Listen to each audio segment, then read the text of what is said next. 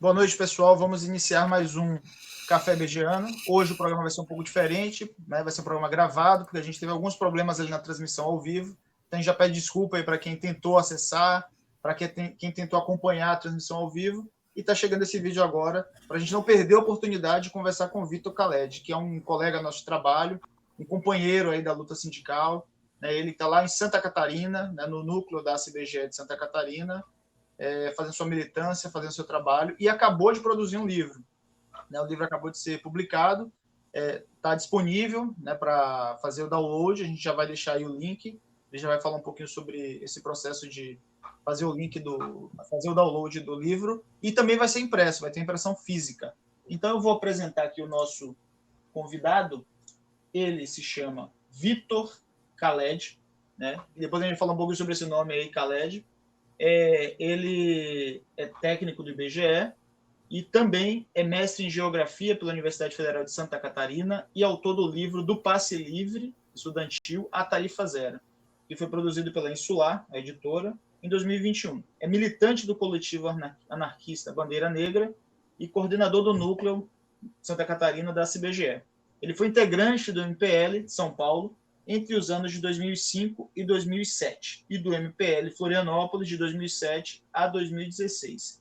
Então, hoje a gente vai falar sobre o papel da juventude na luta pelo direito à cidade, né? Uma vez que esse movimento do passe livre, ele tem como motor, digamos assim, como principal elemento, a juventude, né? Que é quem traz as reivindicações sobre a mobilidade urbana, não só a juventude, como os trabalhadores em geral, mas o peso da juventude é muito significativo nesse movimento e em diversos momentos de transformação que a gente vive na sociedade.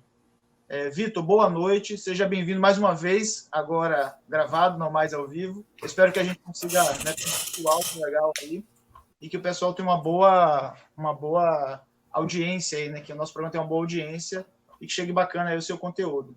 Tenha uma boa noite, se prepare aí para a nossa primeira pergunta. Boa noite. Novamente, queria agradecer o convite, parabenizar pela iniciativa, muito legal, né? Essa ideia, esse programa, esse cafezinho para trocar uma ideia, resgatar esse espaço, né, de conversa, de troca de experiência, de troca de ideias. Então, queria agradecer pelo convite de poder estar aqui participando, conversando com vocês e vamos lá, estou preparado para a primeira pergunta. Beleza, Vitor. Então, como primeira pergunta, a gente vai ter que desvendar um mistério, né, que é esse nome Khaled. Vitor, entre aspas, Khaled. Eu falei assim, caramba, toda a vida eu achei que o Khaled vinha de um sobrenome. E esclarece um pouquinho para a gente de onde veio o Khaled, então. Isso é uma história, né? Na verdade, Khaled é um apelido que eu tenho já de longa data, vem desde o ensino médio, da adolescência, né? Eu tinha acabado de entrar no antigo Cefet, hoje Instituto Federal de São Paulo, para fazer o primeiro ano do ensino médio, aquela coisa, né? Escola nova, a galera ainda não sabia, primeira semana de aula não sabia o nome direito uns dos outros, e aí o pessoal começou a brincar, não, fulano esse cara tem cara de árabe, ele parece ser árabe e tal, não sei o quê, e era bem na época que passava aquela novela O Clone, né? E tinha um cantor argelino de nome Khaled que cantava uma das músicas, veio para o Brasil fazer show e tal, meio que estourou essa música, e aí, né, associaram isso, né? Eu tinha cara de árabe, e aí tinha o cantor Khaled, e aí o apelido pegou de um jeito que nunca mais eu consegui me distanciar dele, né? Mudei de São Paulo, vim para cá, mas já tinha amigos aqui em Florianópolis que me conheciam por Khaled, então, né, acabei ficando com ele, né? Herdei o Khaled. Então, muita gente nem sabe que é só apelido, né? Acha que é nome, sobrenome, mas na verdade é só um apelido mesmo que eu tenho aí já de um bom tempo. Muito bem. E foi nessa época aí que começa a sua trajetória enquanto militante, enquanto, enfim, ser político, né, transformador. Foi nesse período aí do Khaled, do nascimento do Khaled? A gente pode dizer que sim, né? posso dizer que minha primeira experiência, assim, com política, militante, assim, mais orgânica, foi no Grêmio da escola ali, né, do ensino médio, e nessa época tinha uma mobilização forte contra o projeto que os Estados Unidos tinham da ALCA, né, a Área de Livre Comércio das Américas. Então, até a primeira manifestação de rua foi uma manifestação que eu fui contra a ALCA, né, e é até uma história boa de se lembrar, porque a esquerda a gente vive apanhando, mas a gente também tem nossas vitórias, né, então essa foi uma mobilização vitoriosa que, de fato, barrou esse projeto de área de livre comércio, que teria um impacto econômico, né, gigantesco, né, para os trabalhadores, né, desses países. Né? Então, seria um projeto bastante do imperialismo mais forte dos Estados Unidos que a gente conseguiu barrar. Né? Então, minha primeira experiência política foi por ali, em 2001. E um pouco depois você entra no MPL, né, no Movimento Passe Livre, e fala um pouco o que é a luta do MPL, qual é a causa, como é que ele se estrutura, em quais cidades ele está, qual é a importância dele para o direito à cidade. O Movimento Passe Livre, o embrião dele, na verdade, veio na campanha pelo Passe Livre Estudantil aqui na cidade de Florianópolis no ano 2000, né, que foi fundada essa campanha. Mas existiam diversas campanhas pelo Passe Livre em dezenas, talvez centenas de cidades do Brasil. Né? Em São Paulo tinha também, acredito que em Aracaju também, enfim. Existia esse movimento, né, pelo Passe Livre Estudantil que não era articulado nacionalmente. E aí o MPL, ele nasceu em 2000, foi fundado, ele nasceu em 2005, exatamente para atender essa demanda de articulação, né, nacional, de articular essas diversas campanhas pelo Passe Livre Estudantil que existiam espalhadas pelo país. E aí ele nasceu com uma carta de princípios, né, e fundamentalmente com essa bandeira de luta que era o Passe Livre Estudantil. Na trajetória política do movimento, a gente foi ampliando esse debate, né, que é um pouco da história que eu conto nesse livro. O livro ele vai falar da trajetória do Movimento Passe Livre em Florianópolis. Num primeiro momento, ele vai fazer uma discussão sobre a mobilidade urbana no Brasil e mostrar que essa é uma questão política, não é uma questão técnica, né, porque por anos os gestores públicos, né, os prefeitos, secretário de transporte, as empresas privadas, sempre tentaram colocar a discussão do transporte coletivo como se ela fosse meramente técnica. E, na verdade, não. Né? A forma como o transporte coletivo é estruturado, como a mobilidade urbana é estruturada nas cidades brasileiras, ela foi determinada politicamente, né? A princípio, pelo modelo de cidade que a gente adotou, daí eu vou resgatar um conceito do Milton Santos, que é da cidade corporativa, né? Esse modelo de cidade gerou o padrão de mobilidade urbana que a gente tem hoje no país. E aí, essa é uma discussão fundamentalmente política. E depois, né, de apresentar essa temática da mobilidade urbana, tanto nacionalmente quanto na escala local aqui da Grande Florianópolis, eu vou falar um pouco da trajetória do Movimento Passe Livre. Então, ele foi fundado em 2005 para articular essas campanhas, e na sua trajetória de luta foi ampliando a sua bandeira, né? Num primeiro momento, começou a discutir a mobilidade urbana de uma forma maior, né? Ampliou o debate do Passe Livre Estudantil, que seria a defesa do direito à educação, a gente falava na época, né? Que o Passe Livre Estudantil garantiria o direito à educação, porque o estudante não teria mais que pagar para acessar o transporte coletivo e, com isso, ajudaria a assegurar o direito à educação. E aí, quando a gente começa a discutir mobilidade urbana como um todo, né, para todo mundo, né, então, aí a gente vai chegar na defesa da tarifa zero. E aí isso vai levar o movimento da discussão só do direito à educação para uma discussão mais ampla, que seria do direito à cidade. Então, a defesa que o movimento faz é que a tarifa zero seria uma das formas de efetivar o direito à cidade. Só tem direito à cidade quem pode se locomover por ela. E a tarifa no transporte coletivo, ela é uma barreira que impede, né?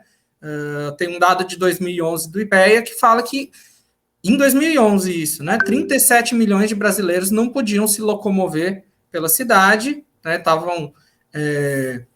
Tinham o seu, né, direito ao transporte, o direito de se locomover impedido porque não podiam pagar, né, pelo transporte.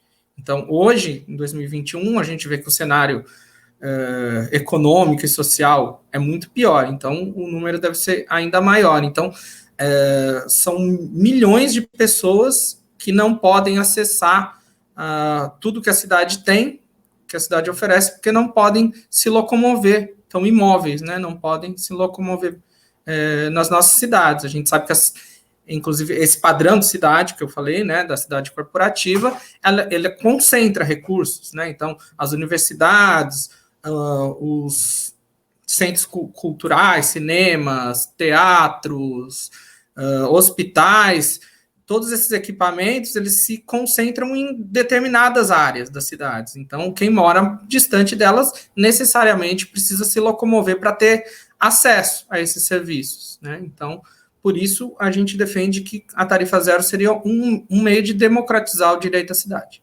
Deixa eu fazer um resgate aqui de duas situações que ocorreram comigo, né? Uma mais na adolescência, né? Quando você coloca aí a questão do transporte público, o passe livre associado à educação, eu me lembro muito de quando eu estava ali entre a sexta, sétima, oitava série, que eu estudava num colégio que ficava em torno de 30, 40 minutos de distância de onde eu morava. Tinha que pegar ônibus e tal.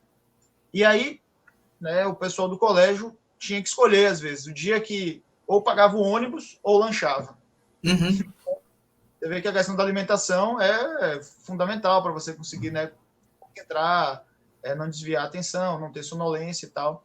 Então, nos dias que a gente queria lanchar, a gente tinha que pegar e conversar com o motorista para liberar a gente descer pela frente e tal. Eu fiz muito isso, né? Acho que a questão do passe livre estudantil, ela mobilizou tanto a juventude, porque, né, assim como você, eu também tive a mesma experiência, né? Eu acho que a nossa geração, e muito provavelmente a geração atual e as gerações passadas, todo mundo se deparou com esse mesmo dilema, né? Então, eu acho que tocava num ponto bastante sensível para os estudantes, né? E por isso que o movimento ele é aberto, né? Não é um movimento só, né, de estudantes secundaristas ou estudantes universitários, até porque a pauta pega toda a sociedade, todo o conjunto da classe trabalhadora, mas que teve esse protagonismo, né, do jovem, porque era uma causa que era bastante presente ali, bastante sensível, né? A gente que trabalha no IBGE, inclusive, tem um dado também para falar da importância econômica do gasto com transporte. A última POF veio mostrar que os gastos com transporte são o terceiro maior gasto da família brasileira, né? Quase empatado com alimentação e fica atrás dos gastos com habitação. Então, tem um impacto econômico, sobretudo entre os mais pobres, que é gigantesco, né? Então, a tarifa do transporte coletivo, ela consome uma fatia considerável do orçamento dos mais pobres, principalmente, e também ela serve como uma barreira, né? Um mecanismo de controle social. A gente falava no MPL que, né, as classes dominantes foram criando mecanismos de controle social cada vez mais refinados, né? Então, se no começo do século XX existia era tipificada a vadiagem, né? Se você fosse pego aí no espaço público jogando capoeira, por exemplo, ou com um violão, você poderia ser preso por vadiagem, né? Como a sociedade evoluiu em alguns aspectos, as classes dominantes tiveram que criar outros mecanismos de controle social. E aí a tarifa no transporte coletivo é um desses mecanismos, né? Que faz com que os pobres não possam circular livremente né, por todo o espaço, não possam acessar livremente tudo que as nossas cidades oferecem. Deixa eu tirar uma dúvida com você. O MPL, como é que funciona a estrutura de organização? Né? São eleitas lideranças, existem assembleias, existe um fórum deliberativo. Como é que essa juventude, né, enfim, esses militantes se organizam para enfrentar esse dilema da mobilidade urbana? Então, o MPL, como eu falei, nasceu em 2005, tem uma carta de princípios, né? Alguns dos princípios são o apartidarismo, que não significa antipartidarismo, né? Então, se você é militante de algum partido, não é que você não pode participar do movimento. Quando a gente diz que o MPL é partidário, é que o movimento ele não deve ser aparelhado por um partido, por um único partido, não deve ser correia de transmissão de um partido, né? Ele é autônomo, né, independente e horizontal. Então, dentro do movimento, não existe uma distinção, não existem cargos, né, entre os militantes. Todos são vistos, têm o mesmo poder de decisão, de participação, né? O MPL se constitui nacionalmente como uma federação, então existem coletivos, né, municipais em diversas cidades e que se reúnem, né, aí para os espaços, existem reuniões nacionais, que são tirados delegados para participar, encontros nacionais, né, que as delegações desses coletivos se encontram para fazer essas discussões, né, de âmbito nacional, tanto da pauta da mobilidade urbana, da tarifa zero, do transporte coletivo, quanto questões de estrutura interna, da organização interna do movimento. Certo. Ele tem como referência o movimento anarquista ou não?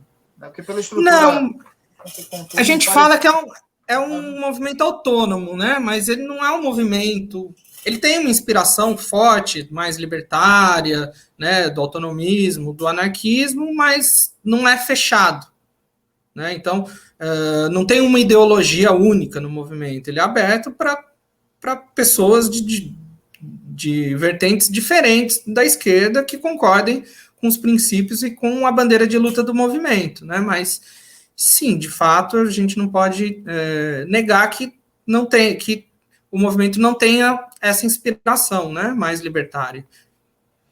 E a gente mas não é fechado por uma ideologia, né? Então, você não precisa ser anarquista ou autonomista para estar no MPL, né? Obviamente. A gente vai precisar marcar um outro programa para falar sobre anarquismo, né? Para trazer esse tema, que tem inclusive para o sindicalismo, né? Para a gente conseguir desvendar alguns mitos, desvendar alguns mistérios que tem sobre o anarquismo e debater como uma proposta mesmo, uma filosofia de organização.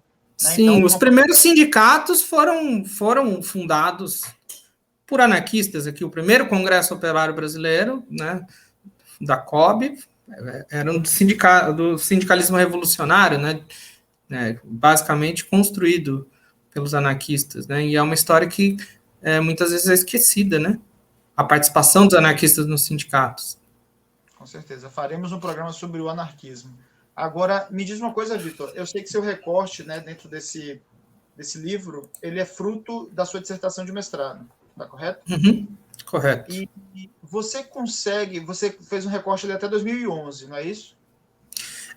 O livro trabalha basicamente né, na trajetória do movimento Passe Livre em Florianópolis, claro que vai falar de alguns outros episódios, né, em outras cidades, mas no foco é do movimento Passe Livre aqui em Florianópolis, e ele vai mais ou menos até 2011, que foi o período que, na minha leitura, essa discussão do direito à cidade foi florescendo, foi amadurecendo, né? Né, na minha opinião, não teve nenhuma grande novidade nessa discussão de 2011 para frente. De 2011 para frente, o movimento consolidou, né, a sua posição, esse amadurecimento político sobre a discussão do direito à cidade, por isso que o recorte é esse, né?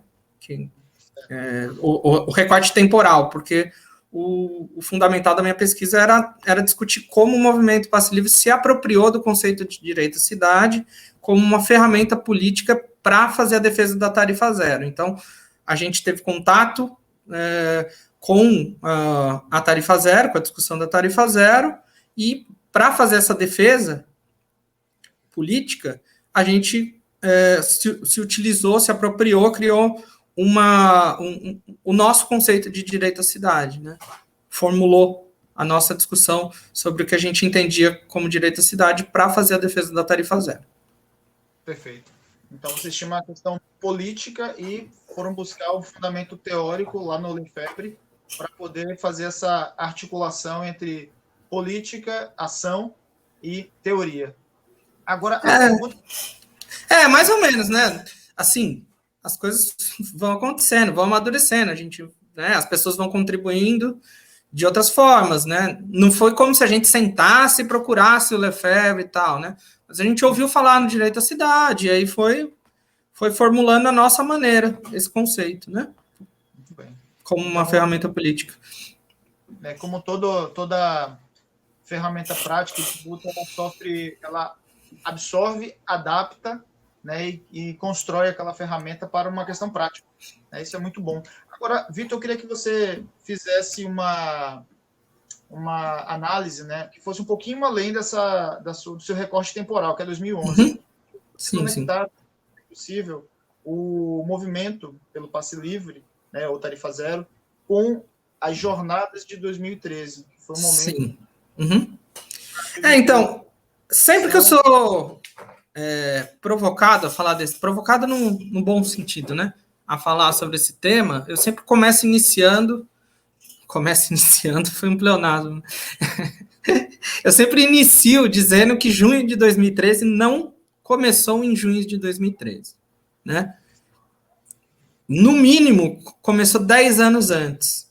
E aí eu vou remeter a conversa para o ano de 2003 com a revolta do Buzu, que foi uma revolta de grandes proporções que ocorreu em 2003 na cidade de Salvador contra o aumento das tarifas do transporte coletivo. Essa revolta, ela inspirou muito, né, a militância do movimento Passe Livre. Então, aqui em Florianópolis, por exemplo, tinha a campanha do Passe Livre, e a revolta do Buzu inspirou muito a nossa organização aqui.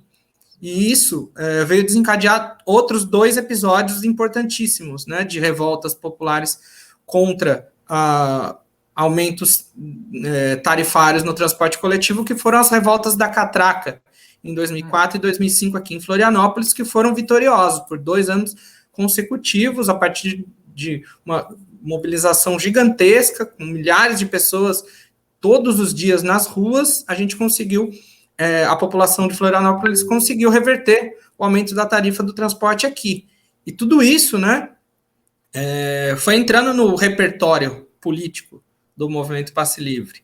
E aí, em 2013, o mesmo movimento ocorreu, só que em São Paulo, né, com uma dimensão muito maior do que essas revoltas anteriores, e que foi gerar aquele momento que a gente está até hoje aí pensando sobre, fazendo um balanço, né? Mas o que eu acho fundamental dizer quando a gente lembra de junho de 2013 é que foi um levante da população em boa medida pelo direito à cidade. As pautas que estavam nas ruas, no primeiro momento, do transporte coletivo, né, contra o aumento da tarifa do transporte coletivo, mas depois a gente via, né, a questão da saúde, educação padrão FIFA, né, a gente viu uma população mobilizada querendo serviços públicos de melhor qualidade, né, transporte, educação, saúde, entre outros.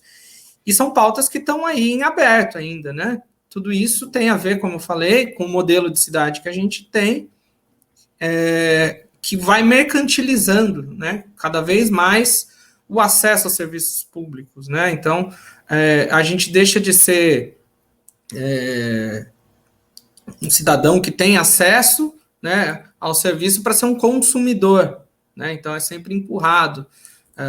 O serviço público vai sendo precarizado, a saúde, educação, transporte, e aí a gente vai sendo empurrado a utilizar do plano de saúde, né, privado, da educação privada, do transporte privado, né? Porque o transporte coletivo, o transporte público é tão caro e tão precário que as pessoas muitas vezes optam por ter uma moto, muitas vezes sai mais barato do que pagar o ônibus, e você tem, né, mais conforto, mais liberdade. Então, eu penso que os levantes, né, as jornadas de junho de 2013 tinham bastante esse peso, né, da luta pelo direito à cidade, por acesso a serviços públicos de melhor qualidade.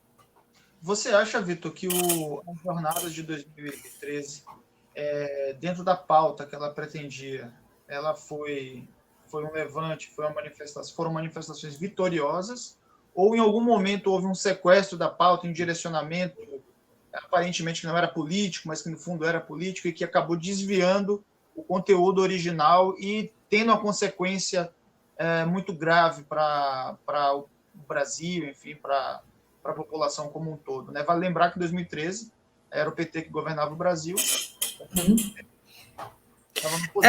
Bom, então, a gente tem momentos distintos, né, do que foi junho de 2013. No tocante à luta contra o aumento da tarifa do transporte coletivo e do transporte coletivo, sem dúvida, as mobilizações foram vitoriosas. Basta lembrar que em mais de 100 cidades brasileiras, esse movimento conquistou a redução da tarifa do transporte coletivo, em mais de 100 cidades. Se você pegar reportagens da época, inclusive dados nossos do IBGE, você vai ver o impacto. Houve uma redução na inflação que foi diretamente influenciada, relacionada à redução da tarifa do transporte coletivo nessas mais de 100 cidades. A gente teve aí outras pautas também, depois entrou a discussão da Copa do Mundo, etc. e tal. Mas o que eu acho que é um ponto importante? A gente tem uma dificuldade de setores da esquerda de reconhecer seus erros. E aí eu falo da esquerda mais parlamentar e da esquerda petista, mais lulista, né, que não conseguiu enxergar esse momento como um momento de luta por um outro modelo de sociedade, né? E aí se criou uma narrativa de que os levantes de junho de 2013 foram os levantes, o nascimento da nova direita ou da direita mais reacionária, etc. e tal. E você, se você for criterioso, você vai ver que não houve essa continuidade, certo? A Dilma foi reeleita, inclusive, se você pegar depois de junho de 2013, a gente teve, em 2014, mobilizações grandes contra os gastos da Copa do Mundo e contra as remoções que a Copa de 2014 originou, remoções de populações inteiras, né? Populações pobres. Então, a gente teve esses levantes, a gente teve o movimento de ocupação de escolas em 2015, que foi muito influenciado por junho de 2013. Então, não houve essa continuidade, né? Não foi uma coisa mecânica, né? Não, absolutamente. Bolsonarismo não existia em 2013, nas ruas ali em 2013. Esse foi um outro movimento. Claro que naquele momento, principalmente os setores da imprensa golpista, né? Inclusive da imprensa burguesa, tentaram direcionar as manifestações no segundo momento, quando viram que não iam conseguir mais frear essas manifestações só com a violência policial, né? E tentaram colocar outras pautas. Mas eu não vejo essa continuidade no processo. Seguramente a relação dentro de um movimento social, enfim, de um processo histórico, ela dificilmente é mecânica, assim, né? Tão arquitetada e tão planejada. Mas evidentemente que os atores que estão jogando ali, eles podem aproveitar de cenários para favorecer determinadas ações.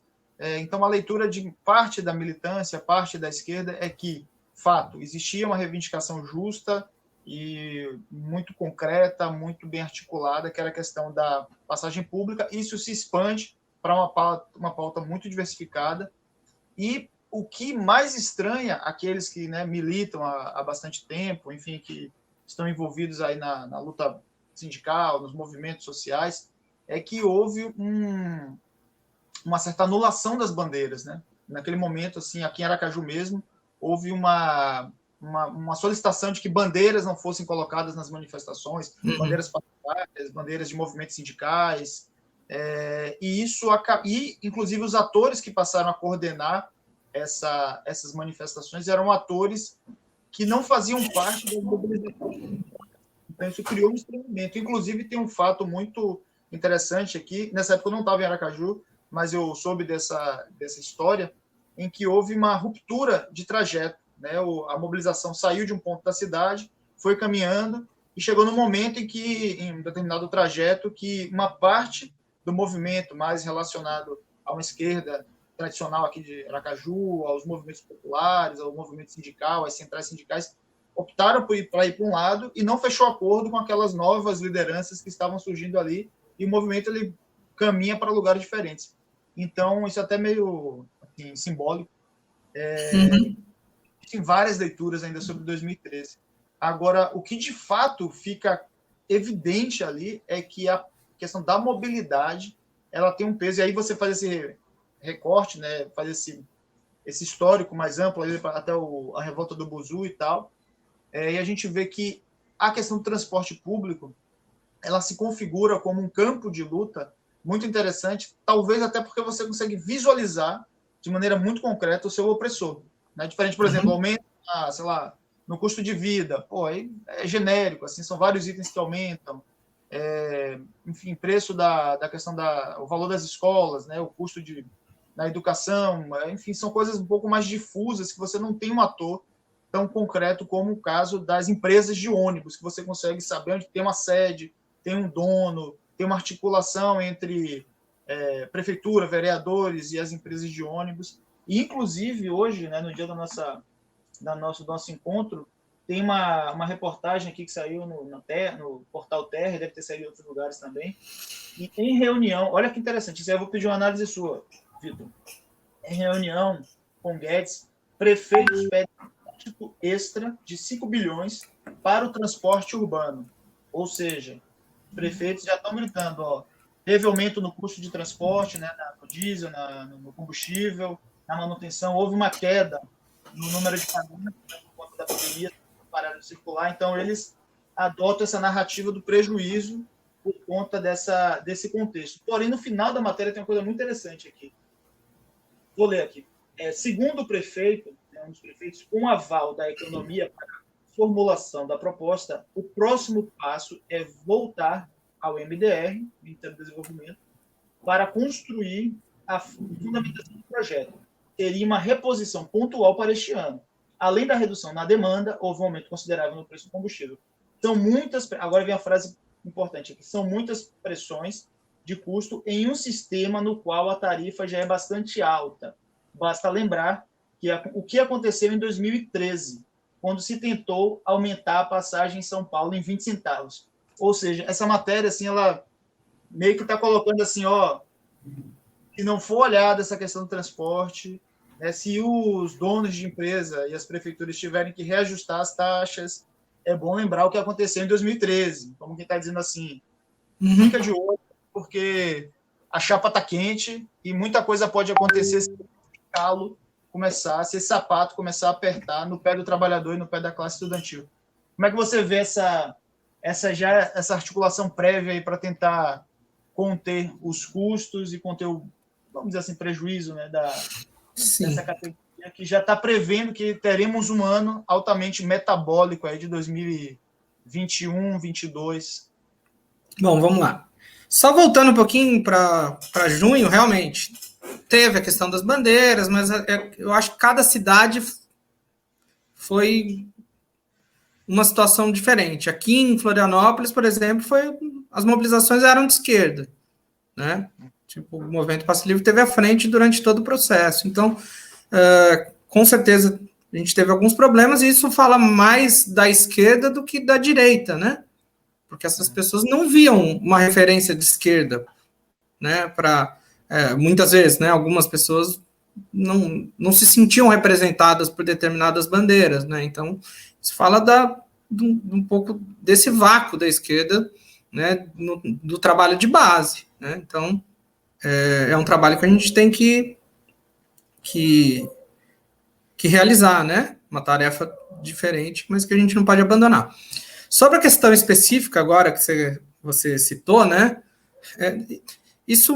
eu participei de uma live há algum tempo atrás, talvez 2 semanas, agora não me lembro, e o Lúcio Gregori, que é uma figura que inspirou muito, né, o movimento Passe Livre, ele, para quem não conhece, ele foi secretário de transportes durante a gestão da Luiza Erundina, na prefeitura de São Paulo, e foi um dos idealizadores do projeto Tarifa Zero. Então, ele, quando foi secretário de transportes em São Paulo, junto com a Erundina, levaram um projeto de lei para a Câmara, que infelizmente não foi aprovado, isso no início dos anos 90, 91, acho que se não me falha a memória, que instituiria a tarifa zero no transporte coletivo da cidade de São Paulo, né? O projeto não foi aprovado, tal, mas um tempo depois o movimento Passe Livre teve contato com ele e a partir daí começou a defender a tarifa zero, etc. e tal. E aí, o que o Lúcio falou nessa live que eu participei com ele, que me marcou, que eu acho que tem tudo a ver com a sua pergunta, é que a questão do transporte coletivo, ela é uma bomba de retardamento, né? É uma questão que está ali e, vez ou outra, ela volta a explodir. Explodiu em 2003, explodiu em 2004, 2005 em Florianópolis, 2003 em Salvador, 2013 em dezenas de cidades, enfim. E me parece que ela vai voltar, né, a ter esse potencial explosivo, porque a gente está passando por um processo. Primeiro, uma política totalmente equivocada de preços, né, da Petrobras, né, esse liberalismo do Paulo Guedes, destruindo, né, a Petrobras, que vai encarecendo o preço, né, dos combustíveis. A gente tem empobrecimento e aumento do desemprego da população em geral, aumento do custo de vida, e o impacto do transporte está aí. Só que o que acontece? O problema ele não é resolvido, né? O problema do transporte coletivo hoje é de modelo. Não adianta a gente dar um subsídio ali pontual, uma hora ou outra. A gente tem que mudar a lógica de funcionamento do transporte coletivo. Ele não pode continuar sendo operado por empresas privadas e financiado quase que integralmente mediante pagamento de tarifa. Porque nesse modelo não vai ter solução. A gente não...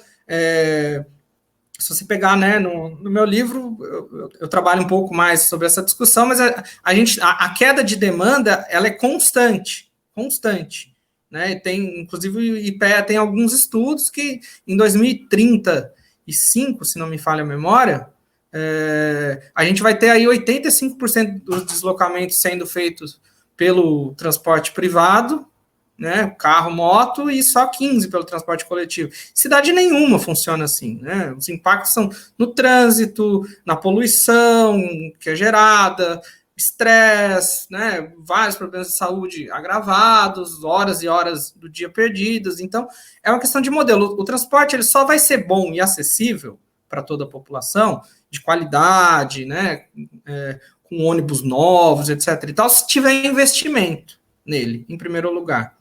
E aí, para você financiar esse investimento, se você for fazer isso só cobrando tarifa do usuário, essa tarifa vai ser muito alta.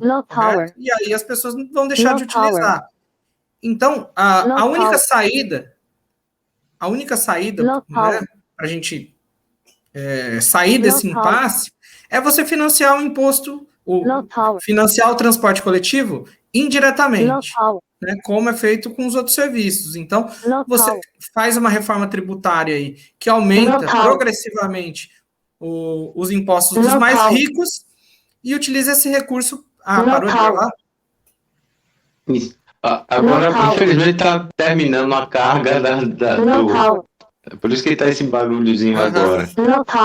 Mas deu para pegar muito da entrevista, toda ela, né? Bacana. É só um pouquinho, que agora desligar aqui e voltar. Só... A gente consegue continuar, Moca? Acho que parou de gravar, né? Ah, não, tá gravando. Pronto, tá gravando. Você pode terminar. E que eu vou editar, termine essa parte e depois eu vou ver como é que ficou. Uhum. Como é Então, que ficou.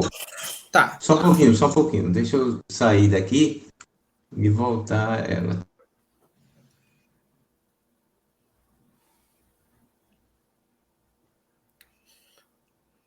Ah, agora que tava muito bom o negócio, tava metabólico aqui o pensamento. Posso ir? Sim, pode ir. Tá. Então, Elvis, para finalizar, né, a gente só vai conseguir resolver esse impasse, sair desse impasse, quando a gente mudar a lógica do transporte coletivo. Ele não pode ser financiado só pelo usuário e só pela tarifa, em primeiro lugar. A gente precisa ter um subsídio forte no transporte. Não tem dinheiro para bancar a tarifa zero. Bom, no Brasil, não sei se, né, você e o pessoal que está assistindo, a gente tem um imposto, né, que é o IPVA, o Imposto sobre Propriedade de Veículo Automotor. Sabe quanto o proprietário de helicóptero paga de IPVA? Hoje no país? Nada. Zero. Se você tem um helicóptero, uma lancha, você não paga IPVA. Então, por que a gente não cobra imposto desse pessoal? Né? A proposta que o Lúcio fez quando era secretário de transporte de São Paulo era uma reforma tributária pesada no IPTU. E aí você aumenta forte, pesadamente, o IPTU de shoppings, de mansões, de banco. Quanto que banco paga de IPTU hoje? Qual que é o custo isso no balanço de um banco, né? O IPTU. Então você vai cobrar pesado desse pessoal que tem dinheiro e financiar o transporte coletivo. Né? Só assim a gente vai sair desse impasse. Muito bem. Então, esse recado dado aqui, essa lembrança de 2013, como você coloca, não vai resolver o problema estrutural, o problema de fundo que a gente tem aí, que é o modelo que financia o transporte público nas cidades brasileiras. Vitor, eu queria só fazer agora um link com a questão do teletrabalho, né? Que a gente debateu em um dos programas, e tem uma relação muito grande, né, muito forte, entre essa questão que a gente está colocando, né, mobilidade urbana, direito à cidade e teletrabalho. A pesquisa que a CBGE colocou em campo, né, com os trabalhadores durante a pandemia sobre teletrabalho, a avaliação dos trabalhadores é que muitos eram favoráveis ao teletrabalho, principalmente um dos fatores assim mais fortes de aceitação do teletrabalho era a questão da mobilidade, o tempo que se gasta, né, o custo que se tem para se locomover, seja de carro, seja de ônibus, a questão do engarrafamento, né, a perda de tempo ali. Então, a percepção desses trabalhadores é que o teletrabalho, de certa forma, resolve esse desgaste que existe com a mobilidade urbana nas grandes cidades do Brasil. Agora, por outro lado, né, a gente tem um outro modelo aí de trabalhar, de, enfim, lidar com a produção, de se relacionar, no teletrabalho, no caso, né? E, inclusive, de mobilidade, né? Porque as pessoas passam a ficar cada vez mais isoladas em seu domicílio, a se deslocar cada vez menos, a interagir cada vez menos com os problemas da cidade. Então, isso não é válido para todos os trabalhadores, é apenas uma parte dos trabalhadores, né? Vale lembrar que o teletrabalho não é para quem quer, é para quem pode. Então, a gente vê que o teletrabalho ele se relaciona com essa temática da mobilidade urbana por conta desse problema estrutural que a gente tem, né? Que é o modelo das cidades, é o modelo do transporte urbano, né? Do transporte público, que seguramente não vai ser resolvido com quanto é? 5 bilhões que os caras estão querendo, né? 5 bilhões. Então, veja você que é uma bomba, né, que a gente vai empurrando até onde chega. Não, e empresário de transporte é o capitalista que não quer ter risco, né, cara? Quando tá bom e tá lucrativo, beleza. Quando ele tá perdendo dinheiro, aí faz pressão, faz lobby para pegar subsídio e morder 5 bilhões, né?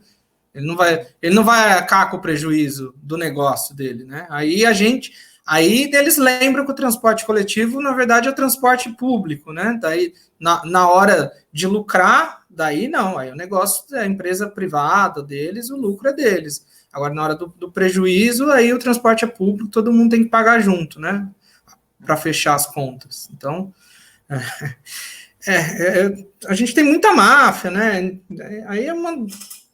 Né? Se você for a fundo, aí você vai ver que a coisa é pesada, né? Não é à toa que o problema não se resolve, né? Porque tem gente lucrando pesado com esse negócio, né? Um negócio que, repito, não deveria ser encarado como negócio. A gente está falando de um serviço público, né? Em relação ao teletrabalho, sem dúvida, né? Você vê, é mais uma pressão. A gente não resolve o problema do transporte e, né, como que a gente vai resolver isso? A gente terceiriza essa responsabilidade. Então, a gente coloca o teletrabalho para quem pode, vai colocar um monte de custo a mais, né? Porque o IBGE não está pagando o aumento que eu tive na energia elétrica aqui, né? Está economizando lá e não está me remunerando aqui, né? Aumento com gasto de energia elétrica, internet, tive que contratar um plano melhor, e entre, né, tantas outras coisas. Enfim, então, eu sou muito reticente em relação ao teletrabalho, não gosto dessa sensação de acordar e dormir no local de trabalho, né, no caso. Mas, para além disso, acho que, assim, enquanto modelo de sociedade, né, essa sociedade que a gente quer, as pessoas cada vez mais isoladas, cada vez mais, né, atomizadas ali na sua bolha, é esse modelo que a gente defende, que a gente quer? Não, né? Eu entendo, óbvio, que quem perde, né, horas e horas no trânsito, ou preferir trabalhar em casa, né? Mas eu acho que a lógica que a gente tem que trabalhar tem que ir além, né, dessa questão individual e pensar coletivamente. Por que se perde tantas horas no trânsito? Então, vamos melhorar a mobilidade urbana das nossas cidades. Como que a gente melhora a mobilidade urbana? A única saída é melhorando o transporte coletivo. Ter um transporte coletivo que seja bom, confortável, né, confiável, etc, etc, etc. Para isso, precisa de investimento. Se precisa de investimento, não pode ser só bancado pela tarifa do usuário. Não falei antes, mas, né, vamos pegar aí os exemplos das grandes metrópoles capitalistas aí. A média de subsídio do transporte público nas cidades europeias varia aí entre 60% e 80%. No Brasil não chega a 20%. Então, por que quando a classe média brasileira viaja para Nova York, ela adora pegar metrô, mas quando está no Rio de Janeiro não anda no transporte público nem a pau, né? Então, entendo a questão, mas eu acho que o problema, né, é mais de fundo. A gente não vai resolver o problema do congestionamento das nossas cidades só com teletrabalho. A gente só vai resolver isso resolvendo os problemas de mobilidade urbana que a gente tem, e aí enfatizo novamente que são problemas de modelo. Dentro desse modelo do transporte coletivo privatizado como é hoje, com essa lógica mercantil, né, de serviço que, na verdade, é de negócio, não tem saída, não tem solução. E a solução, defendo aqui, de forma enfática, é a tarifa zero. A gente vai voltar nesse tema do teletrabalho, porque ele é um tema muito necessário de ser debatido junto com a categoria, até porque, como você bem indicou, assim, grande parte dos trabalhadores que podem ter acesso ao teletrabalho estão encarando exatamente como uma solução, né, um paliativo para aqueles problemas que eles vivenciam no seu cotidiano, infraestrutura, transporte urbano, insegurança, né, nas cidades e tal. Só que a grande questão o teletrabalho abre um leque de outros problemas, né? Talvez assim, você tenha aquela percepção, né, de que eu não preciso mais me deslocar, pagar por um transporte caro, demorado e tal, Então, isso é uma vantagem. Por outro lado, ele abre um conjunto de outros problemas que precisam ser extremamente debatidos para que a gente não saia de um problema e acabe entrando em outro. E aí eu gosto muito da brincadeira que Paulo Lindsay, né, Paulinho, também um grande companheiro nosso, aí, colega de trabalho. Inclusive, só fazer um parênteses, eu tive que começar a fazer fisioterapia agora na pandemia, porque eu não tenho condição ergonômica nenhuma para trabalhar aqui em casa, sabe? E o IBGE não me deu uma mesa, na agência já, né, não são os melhores equipamentos, mas pelo menos lá eu tinha um computador com altura, né, regulável ali, uma cadeira mais confortável. Aqui em casa eu não tenho nada disso, né? Ou eu gasto, eu pago, né? E aí é mais um gasto que cai ali no colo do trabalhador, ou eu tenho que me lidar com as condições que eu tenho em casa, porque o patrão aí, o empregador tá aí.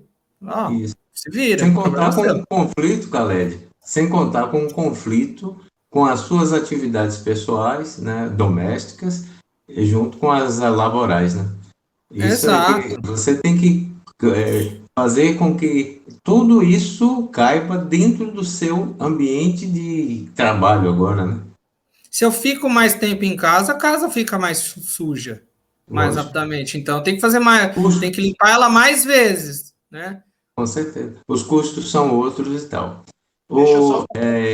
Estamos já há 50 minutos, né, de entrevista, uma entrevista interessantíssima que pode gerar outras novas, né? Com certeza vai gerar, né? E você vai ser novamente convidado, né?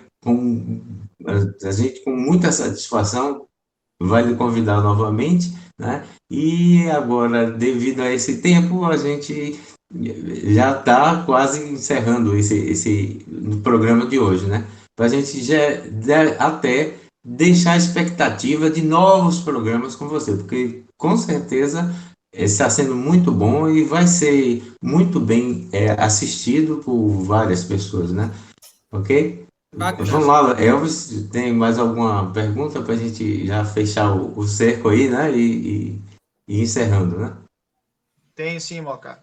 Deixa eu só fazer a propaganda da metáfora que o Paulo Lindsay usa. Ele fala assim, no teletrabalho, você pode até não precisar se deslocar até o seu trabalho, mas você vai dormir dentro da empresa.